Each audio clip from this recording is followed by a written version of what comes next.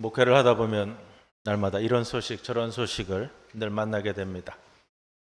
하루가 멀다 하고 안타깝고 눈물겨운 이야기를 전해 듣기도 합니다. 그럴 때마다 머릿속에 떠오르는 성경 구절이 오늘 시편 말씀입니다. 장례식 때도 가끔 본문으로 정하는 구절인데요.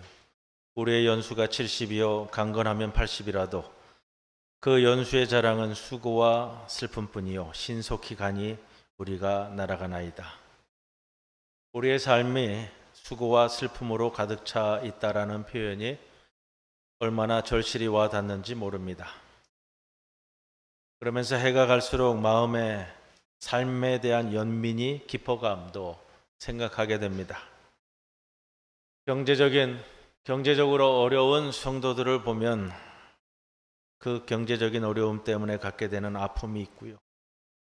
부유한 자들은 또 부한대로 어려움이 있다라는 것을 보게 됩니다. 건강이 상한 이들은 말할 것도 없고 건강한 사람이라 하더라도 마냥 행복한 것 같지도 않습니다. 그러면서 드는 생각은 역시 그 한 가지입니다. 한치 앞을 알 수 없는 것이 우리네 삶이구나 라는 표현의 말씀입니다. 이러한 가운데 순탄하게 일이 잘 풀려서 감사하는 이들에게는 저도 항상 함께 기뻐하며 감사하기를 원하고, 그런가 하면 아픈 소식들을 가지고 기도를 부탁하는 사람들과는 함께 눈물 흘리기를 원하고 있습니다. 그러면서 하나님께 이렇게 기도합니다.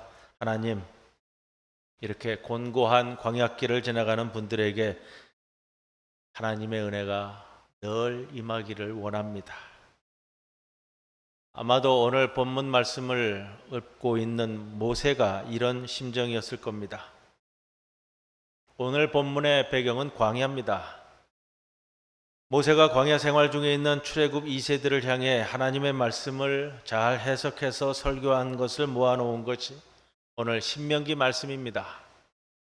그 중에서 오늘 8장 말씀은 광야 생활 40년이 왜 필요했는지, 이곳에서 우리는 무엇을 생각하고 어떻게 가야 하는지, 어떻게 이 고난의 광야길을 지나가야 하는지에 대해서 우리들에게 설교하고 있는 모세의 귀한 말씀입니다. 광야길, 여러분 40년 광야길을 한번 생각해 봅니다. 광야는 수시로 위험이 놓여 있는 곳입니다. 불뱀과 전갈과 어디서 튀어나올지 모르는 그러한 것들. 밤에 자려고 누워도 한시도 속 편하게 그냥 누워서 잘 수 있는 공간이 아니라는 것이 광야입니다. 그렇다고 해서 방패 삼을 곳이 있는 곳도 아닙니다. 낮에는 타는 순주가 끊임없이 올라갑니다. 목마름과 무더위로 인해서 고생할 수밖에 없는 것이 광야입니다. 밤에는 갑자기 뚝 떨어지는 기온으로 말미암아 살을 에이는 추위 속에 함부로 잠을 청할 수 없는 곳도 광야입니다. 이런 삶을 그저 하루 이틀, 한 주간, 두 주간이 아니라 40년간 살아갔던 이들에게 모세는 지도자로서 이야기하며 우리에게 하나님의 말씀을 상기시킵니다. 2절 말씀이죠. 내 하나님 여호와께서 이 40년 동안에 내게 광야길을 걷게 하신 것을 기억하라. 40년 광야길을 걷게 한 것을 기억하라. 이 구절을 통해 알 수 있는 것이 있습니다. 이 광야길을 하나님께서 걷게 하셨다라는 전제가 있죠. 여러분, 오늘 맥추감사주일입니다. 맥추감사주일은 말 그대로는 보리 추수가 있은 후에 한 해의 첫 감사를 이루는 기념비적인 날짜이기도 하고요. 또 한 해의 절반을 보내면서 한 해의 절반을 감사드리고 나머지 이루어질 한 해를 주님의 은총 속에 보낼 것을 믿으며 감사드리는 주일입니다. 그런데 지난 반년, 아니 오늘까지 아마 한 2년 반 동안 우리가 코로나 기간을 보냈습니다. 참으로 곤고한 기간을 보냈고요. 아직도 끝나지 않습니다. 그걸 또 오늘 반복해서 말씀드리려고 하지는 않고, 우리에게 또 교회에, 우리나라에, 더 나아가 세계 모든 사람들에게 곤고함 가운데 있었던 2년 반의 기간이 광야와 같은 그러한 고난의 기간과 견줄 수 있는 모습이 아닐까 해서 오늘 본문 말씀을 함께 나눕니다. 뉴스에서는 그런 이야기들을 합니다. 이제 또 시작이라고. 여름 한철이 지나면 또 어떻게 될지 아무도 장담 못한다고 으름장을 놓습니다. 4차 백신을 맞아야 된다는 이야기도 간간히 흘러나옵니다. 그러나 이 메시지는 우리에게 얼마나 중요한지 모릅니다. 40년 광야길을 걷게 하신 것이 하나님의 의도인 것처럼 2년 반 코로나 기간을 보내는 것도 모두 다 하나님이 우리에게 허락하시고 계시는 일들이다라는 것이죠. 모세는 하나님께서 왜 이스라엘 백성을 광야길로 내보내셨는가에 대해서 이렇게 말씀을 전합니다. 5절에 너는 사람이 그 아들을 징계함 같이 내 하나님 여호와께서 너를 징계하시는 줄 마음에 생각하고. 40년 광야길을 걷게 하신 것을 하나님의 징계라고 합니다. 무슨 잘못으로서의 징계인지는 우리는 알죠? 이스라엘 사람들의 하나님에 대한 불신앙에 따른 징계였습니다. 징계는 징계인데 여러분 앞에 이렇게 표현하고 있습니다. 사람이 아들을 징계함 같이. 징계는 잘못에 대한 책임지움입니다. 그런데 여러분 그걸 생각하는 거예요? 여러분 자녀가 잘못했을 때 징계해야죠. 왜 징계하죠? 왜 벌을 주죠? 바르게 살아라. 그거예요. 하나님이 우리를 광야길을 걷게 하신 것, 우리를 징계하시는 것은 아버지의 마음이다라는 거예요. 우리가 과거에 범한 죄에 대한 징계이지만 광야에 들어가서 너희들은 다 죽어버려라. 광야에 들어가서 너희들은 다 망해버려라. 이렇게 하는 것이 아니라는 겁니다. 징계하다라는 이 단어는 원어로 이샤르라는 말을 쓰는데 징계하다라는 뜻도 가지고 있지만 훈련하다, 잘못을 깨닫게 하다, 강력히 충고하다, 연단하다 이런 단어와 같이 쓰이는 표현입니다. 광야에서 하나님께서 우리를 망하게 하려는 것이 아니라 연단시키시고 훈련시키시고 깨닫게 하셔서 돌이키게 하시려는 것이다. 코로나19 시대가 시작이 되면서 계속해서 나왔던 이야기들이 있습니다. 자연에 대한 인류의 태도, 우리 삶에 대한 소비 위주의 생활에 대한 전체적인 반성, 하나님 주신 창조 신학에 대한 바른 접근이 이루어지지 않으면 단순히 코로나19 이것만 종결된다고 우리의 삶이 해결되는 것이 아니다. 계속해서 우리에게 이야기합니다. 사탄이 우리에게 주는 시험은 유혹과 시련으로 결론은 우리를 망하게 하려는 겁니다. 그러나 하나님이 주시는 광야의 곤고한 길은 우리가 비록 잘못하여 받게 되는 징계라 할지라도 우리를 망하게 하는 것이 아니라 우리로 하여금 온전한 하나님의 백성으로 다시금 세우기 위한 겁니다. 이 광야의 과정이 어떤 훈련을 위한 것인지 오늘 본문은 우리에게 자세히 설명해 주고 있습니다. 3절에 너를 낮추시며 너를 줄이게 하시며, 또 너를 알지 못하며 내 조상들도 알지 못하던 만나를 내게 먹이신 것은 목적은 그겁니다. 사람이 떡으로만 사는 것이 아니요 여호와의 입에서 나오는 모든 말씀으로 사는 줄을 내가 알게 하려 하심이니라. 사람이 떡으로만 사는 것이 아니요 여호와의 입에서 나오는 모든 말씀으로 산다라는 표현은 신약 성경에서 예수님께서 광야에서 마귀의 시험을 받을 때 인용한 구절의 말씀입니다.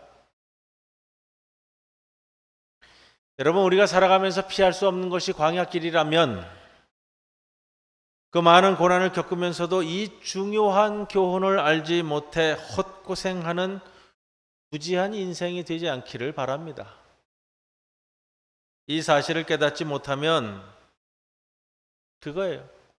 고생만 고생한 대로, 고생만 한 대로 그냥 끝난다라는 거죠. 그저 분노하고 원망하는 겁니다. 여러분, 오늘날 우리가 하나님을 신뢰하지 못함으로 내 능력과 힘만을 의지함으로 하나님의 징계 가운데 있다면 이 광야에서 우리가 기억하고 생각해야 할 핵심은 이겁니다. 이 곤고함에서 무슨 교훈을 얻어 하나님 앞에서 다시 순전한 백성으로 살게 될 수 있을까?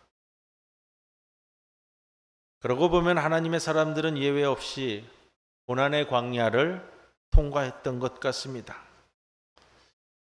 우리가 한평생 삶을 살면서 광야길이 없었던 적이 없는 것 같죠. 예수님도 공생애를 시작하실 때 세례를 받으시고 광야에서 마귀의 시험을 받으셨습니다. 그 과정에 대해 마가복음 1장 12절은 성령이 곧 예수를 광야로 몰아내셨다라는 표현을 씁니다. 하나님의 섭리라는 겁니다. 성령께서 몰아내셨다. 하나님의 아들로서 사역을 시작하시기 전에 거쳐야 하는 코스를 광야로 이야기합니다.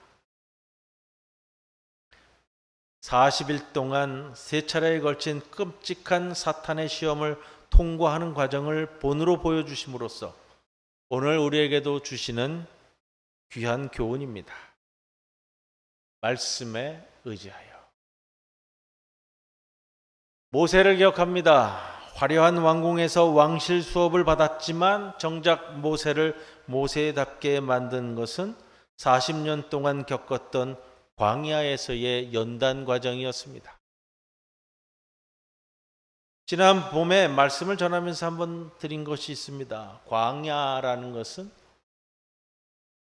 미드바르라는 원어를 쓰는데 말씀은 다바르라는 말입니다. 그래서 미드바르 하면 말씀이 있는 곳, 광야는 말씀이 있는 곳이다. 요한도, 세례 요한도, 우리 주님도, 모세도, 엘리야 선지자도 광야길을 통과했던 것을 우리는 성경을 통해서 다 기억합니다. 그러면서 우리가 기억하는 것이 있습니다. 그 내용들을 이미 다 알기에 훗날 그때를 돌이켜보면 모든 것이 하나님의 은혜이고 놀라운 섭리였다. 이것이 우리가 겪는 광야의 의미입니다.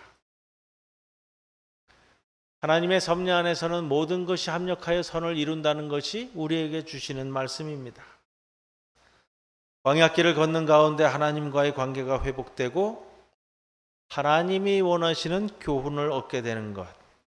그렇게 우리가 형통하고 일이 잘 풀리고 사업이 승승장구하고 건강하게 지내는 것들에 대해서만 감사하는 것이 아니라 내 인생길에 간혹 찾아오는 광야의 길, 고통의 길, 눈물 없이는 회상할 수 없는 아픔 속에서도 감사드리는 겁니다.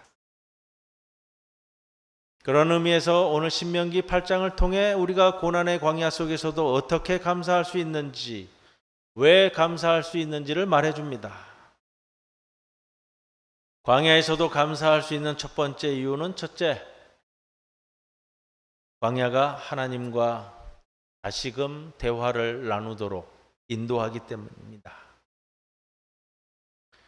사실 광야는 단절된 곳입니다. 외로운 곳이고요. 고독한 곳입니다. 여러분, 삶을 살면서 고난당할 때 기억하시잖아요. 내 주위에 아무 도움이 되는 사람이 없더라. 내가 살면서 의지할 사람 아무 없더라. 그렇게 어려운 광야길 걷게 되면 하나님을 찾게 만듭니다. 이것이 시작입니다. 광야에서 감사해야 하는 두 번째 이유는 광야에서만 얻을 수 있는 하나님의 특별한 공급이 있기 때문입니다. 저는 오늘 신명기 8장 1절에서 10절 말씀을 보면서 제일 저의 마음에 다가온 구절은 이겁니다. 너도 알지 못하며 내 조상들도 알지 못하던 만나를 내게 먹이셨다. 그 광야에서. 고난의 광야를 세 가지로 특징 짓는다면 먼저 우리를 낮추신다고 했습니다. 고난은 자존심, 자존감 다 상하는 곳입니다.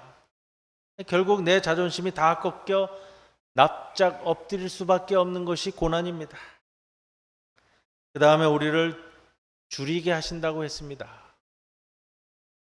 광야는 부족함의 상징이고요.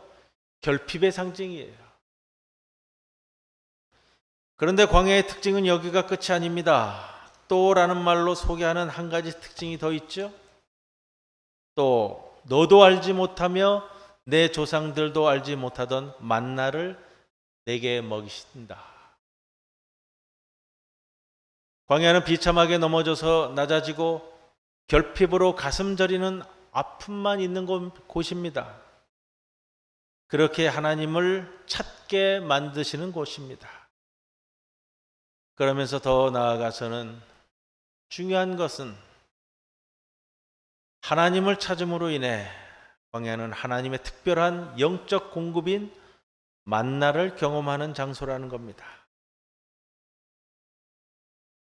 광야의 세 가지 특징 중에 낮추시고 줄이게 하시는 결핍만 경험하고 하나님의 신령한 은혜는 경험하지 못한다면 여러분 얼마나 억울한 삶이 될 것입니까?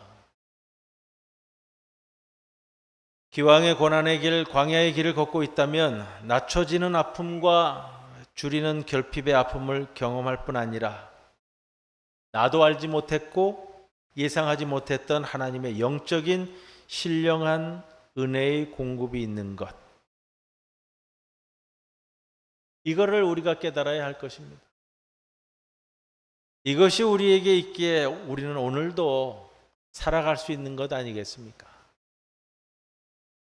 우리가 지난 기간 동안 어렵다고 참 말을 많이 했습니다. 어려운 것이 사실이고요. 제가 연초에 우리 성도들의 기도문을 받아서 함께 기도하고 있는데 기도문 중에 그런 기도문이 있어요. 기도 제목이요. 경제적으로 어렵지 않게 해주십시오. 참으로 진실된 내용이에요. 경제적으로 어렵지 않게 해주십시오. 오늘 4절 말씀에 이렇게 전합니다. 이 40년 동안에 내 의복이 헤어지지 아니하였고 내 발이 부르트지 아니하였느니라. 우리가 생각했을 때 분명히 결핍이었는데 분명히 곤고함이었는데 되돌아보니 하나님께서는 우리를 그 가운데서 늘 지켜주셨고 이끌어오셨고 줄이지 않도록 먹여주시고 입히시고 곤고함과 어려움으로써 우리가 하나님을 한 번이라도 더 쳐다보도록 한 번이라도 더 하나님께 외치도록 이끌지 않으셨습니까?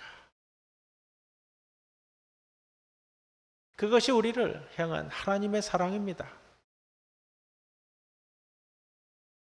세상으로부터 우리가 하나님으로부터 끊어지지 않도록 이끄시는 손짓이었다는 겁니다. 우리를 낮추시고 줄이도록 해서라도 하나님을 한 번이라도 원망을 통해서라도 하나님을 바라보도록 하는 것. 여러분, 이것이 우리에게 은혜이자 감사입니다. 어느 날 일확천금을 내려주셔서 감사가 아니라 줄이고 결핍한 가운데서도 하나님을 잊지 않도록 하나님만 바라보도록 이끄시는 것이 우리에게 감사라는 겁니다. 고난이라는 비싼 학비를 치르며 반드시 배워야 하는 것이 있습니다. 바로 온전히 하나님을 의지하고 하나님 방식으로 살아가는 것. 고생은 고생대로 하는데 그거예요. 고생은 고생대로 하면서 하나님 주시는 교훈을 얻을 수 없다면 그게 불쌍한 삶이고요, 억울한 삶이 되는 거예요. 고생을 하더라도 하나님 내게 깨우치게끔 하시는 것을 바로 얻어낼 수 있는 것, 그게 감사라고요. 그렇게 우리는 광야에서도 간구해야 합니다. 하나님, 우리가 떡으로 살아가는 인생이 아니라 하나님을 의지하며 사는 인생이 되게 하여 주시옵소서.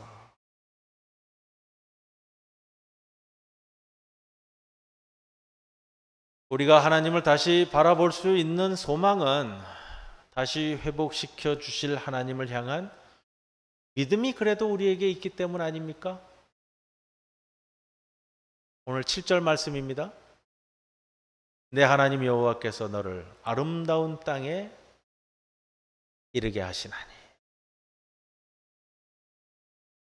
비록 이스라엘 백성이 지금 광야에서 고난을 당하고 있지만 여러분, 그거의 목표는 뭐예요? 목표는 광야에서 잘 지내는 것이 아니에요. 자꾸 사람들이 자존심이 무너지면, 자존감이 무너지면 자꾸 거기에 머문다고요? 이 광야에서라도 잘 지내는 것. 여러분, 우리에게는 그게 목표가 아니라고요. 우리의 목표 지점은 젖과 꿀이 흐르는 가나안 땅이에요. 이걸 잊으시면 안 됩니다. 그래서 저는 당부합니다. 고난의 광야를 지날 때는 하나님의 은혜로 미리 회복하는 그 꿈을 꾸는 겁니다. 그 꿈을 꾸며 미리 감사를 드리는 겁니다. 다니엘이 사자굴에 들어갈 것이 예정되어 있음에도 감사드릴 수 있었던 이유는 바로 거기에 있습니다. 하나님의 섭리 가운데 있다면 우리가 아무리 곤고함 가운데 있더라도 지금 내가 깨닫지 못하는 아름다운 은혜의 길로 이끌어 주실 것이라는 그 감사 말입니다. 이것이 광야를 지나는 우리에게 주시는 하나님의 큰 축복입니다. 기왕에 고난의 광야를 피할 수 없다면 그것을 내 삶의 유익함으로 승화시켜야 되지 않겠습니까? 고독한 광야를 하나님과의 소통의 기회로 만들어야 됩니다. 결핍이 많은 광야에서 하나님께서 주시는 특별한 공급을 맛보셔야 됩니다. 그리고 그 과정에서 하나님만 온전히 의지하는 태도를 훈련해야만 합니다. 더불어서 이 모든 것을 가능하게 하는, 그래서 반드시 회복시켜 주실 하나님의 은혜와 능력을 향한 믿음을 갖고 미리 감사하는 겁니다. 성도 여러분, 금년 첫 감사절인 맥주 감사주의를 맞습니다. 그것이 우리의 반년 또 2년 반의 감사가 되는 겁니다. 감사한 일에만 감사하는 얇은 감사에 머물지 마시고 고난의 광야에서도 감사드릴 수 있기를 바랍니다. 쓰레기통에서 장미꽃을 피우듯 곤고한 광야 가운데서도 주님 주시는 소망을 바라보며 미리 감사하는 성도가 되시기를 우리 주님의 이름으로 간절히 축원을 드립니다. 아멘. 고마우신 아버지 하나님, 지난 2년 반 동안에 코로나라는 전무후무한 고난의 광야길을 걸어왔습니다.